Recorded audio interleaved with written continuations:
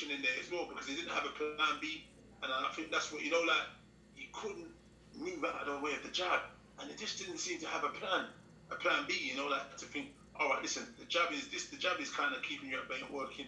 Let's go to plan B and try and do something different. Fake him up, maybe jab, step across to the right, and then try and throw your right to change the angle so you might be able to hit him with the right. You know what I mean? They just kept coming in this head on into the jab, just walking straight through, and it just went through the gap. Nothing, not a parry, nothing, not even a, like something. I don't know. It was a bit, I don't know, but I mean, it's really bad for him in terms of he's gonna have to have a long way. But I think it happens to boxers. Look, Dillian's had it. He's facing it now. He's got to come back from a devastating knockout. Anthony Joshua last summer in New York against Andy Ruiz. Right. Wilder, February against Fury. Everyone gets the rollicking. Everyone's got a comeback. Everyone gets the rollicking. Everyone gets the fanfare, the welcome party to the losers club. You know what I mean? And you got to pick yourself up. He's a young boy. He's only 23, 22, 21, whatever age they say is, because they was very much contradictory ages. What they said, I believe he's about 23. Right. But it's down to him because he was in there, and I feel he knew he was getting tough in there. He got a jab on the eye, and then obviously he took a knee. Some people question his heart and stuff like that. I'm not sure. He's been boxing a long time. I wouldn't so much question his heart. I don't know. He's a young man. Maybe his corner could have done him a favor and kind of sense, because you can sense. You should be able to sense. They know him a long time. They've done his corners. Maybe it was obviously not the Dani Du Bois they were used to seeing, and they was giving him the chance, and I was giving him the chance because he had that puncher's chance. He had that power, and that's what I've heard from them. And I said that before. I believe it must be only that, because when you've got that kind of power, your corner gives you every opportunity, and as long as you can, to stay in there, because one punch changes the dynamics of the game, as we saw with Dillian and Povetkin. Povetkin was getting busted up, beaten up all night. Right. He was about to pull him out of that fight, and then he picked a shot out of a lifetime and got a tremendous knockout. So on that note, I can understand why they left him in there. But the second note, what I look at is, from round 1 to 8, did you really believe he was winning? I don't understand how the judges had him winning. You as a corner with a deep down in your heart should know he doesn't look on job. He's not doing the things we say. He's getting hit with the jab very easily. Right. He's not doing things he's done time after time in training, in sparring. With every opponent that's coming there sparred, he's looked great. He's done this, he's done that. He's slipped, he's parried, he's jabbed.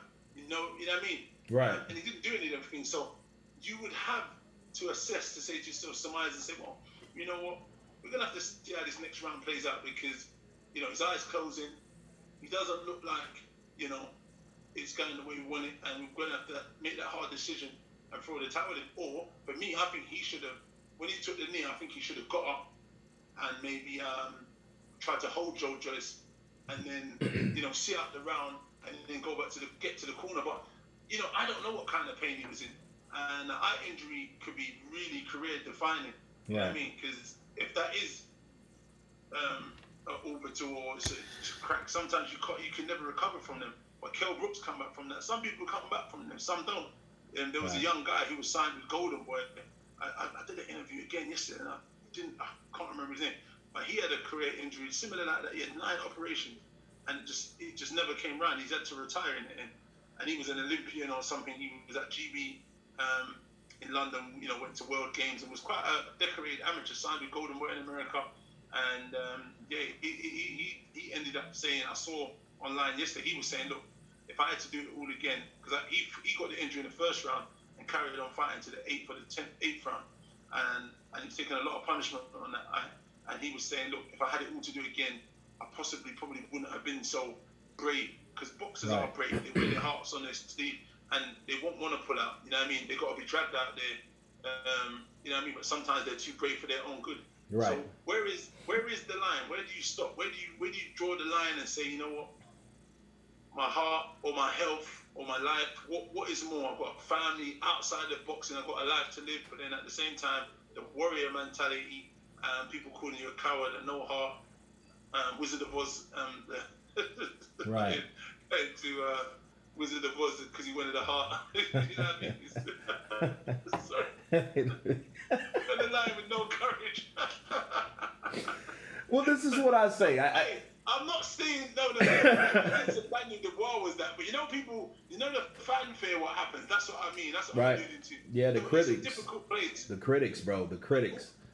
Yeah. And all fighters, look, listen. All fighters have got balls of steels, man. Because to go in there and do this for years on years on years, day in day out, it takes balls of steels and it takes heart. You know what I mean? Right. So, I only can give him credit. At the same time, I can think certain things, but he's a young man. I'm going to try and not be too critical because I don't think he doesn't seem to be as outgoing and as vibrant as a lot of other guys that have grown up in the hood or in the trenches where I'm from or in America. He's very, very different than Du Bois. He's been in boxing since a young age, and all he does is boxing. He's not from. He's from a certain borough, but he's not part of anything. He weren't like growing up in a hood with gangs, or like that kind of thing. Yeah. He's just a boxing man, and I don't think he's like how Dylan's come from, where we've come from, or some people come from a background and they got that little toughness. There's different, street cred to a man, or street ability, or whatever it is. You know what I mean? Growing up around hustling or whatever it is, wherever you come from. Some man's gone to prison and come out, and he's not done that. He's a young man who just probably done his academics, went college, done boxing, and that's all he's known. So he's quite a nice guy, humble, chilled.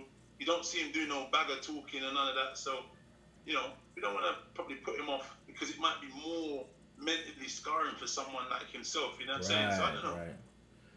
So it's just one of them. Well, do you think because he does seem like a mild, mellow fellow? When you know what I mean? I mean, you talk to him, mild, mellow fellow. That's what I get from him. And that's why it surprised me. And this next question I'm going to ask you, and it really, Miss Marvel, the mother of Joyce, he said some things, or he made a comment towards her and her site, and it wasn't, it was jacked up. It was messed up, man. It wasn't really one of those things that you normally wouldn't hear Dani Du Bois say, the mild, mellow fellow. He said, well, hey, at least your mom, if she's blind, she wouldn't have to see you get knocked out or something like that. You know what I mean? It was crazy. I didn't know it, because when I did the Counterpunch on it, I just read the article and I seen the interview that she was in. I can't remember if it was IFL or whatever. So I Counterpunched the video, and then I wondered like, what was it? So I researched it, and I'm like, hey, you know what? That's pretty fucked up. So I'm thinking like, okay, well, why would he say that? That's just like someone saying, hey, you know what? Your father's in a wheelchair. Good thing he doesn't have to run to the canvas to see you. You know what I mean? Because he can't walk. It's crazy. Like, why would you say something like that? So what? I think someone put him up to that silly joke. Okay, so you don't even think that was originally his content or his comment? Listen, he doesn't seem like he's like that kind of chap. But, I don't know. But I've got a feeling someone probably put him up to it. Gotcha. I said, like, listen, come on, talk out, liven it up. Let's spark the flame in this fight. Let's get this fight raring. Let people want to tune in. And he said that. And to be honest, that didn't probably fan any flames. Right. People were probably like, yeah, son, that was a bit much. Yeah. Maybe he left there and was like, you know what, that was kind of fucked up. I shouldn't have said that. Maybe you're right. Maybe you're right, because to add to that, people were talking about how boring the buildup was. You know what I mean? Because they were saying like, hey, if you want to go to sleep, just watch a press conference with Joyce and Dani Du Bois. You know what? It's true. They're not renowned for their talking. Right. The two characters people have said that are quite boring. Some people say it's probably better watching paint dry. You get more activity.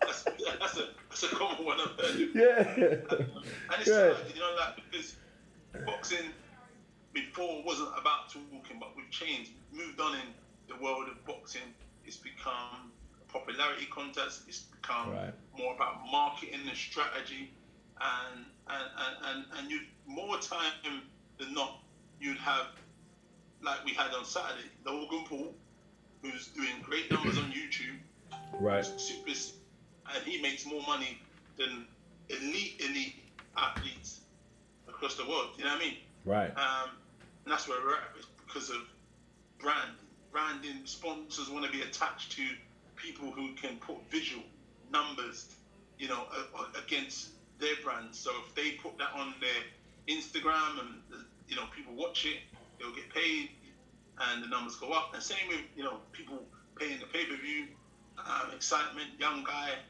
he's doing all the business, he looks like a rapper, he's got all the iced out chains. Right. You know what I mean? Yeah. He's doing the smoke, he's looking the part, you know what I'm saying? Right. So people more want to tune into that than because of, and that's because of the Mayweather era actually. You know, Money May, Pretty Boy Floyd, that kind of era's come up and has changed the game, because the game is more now about keeping your undefeated record, how popular that is, Right. as opposed to other things. So, you know, those two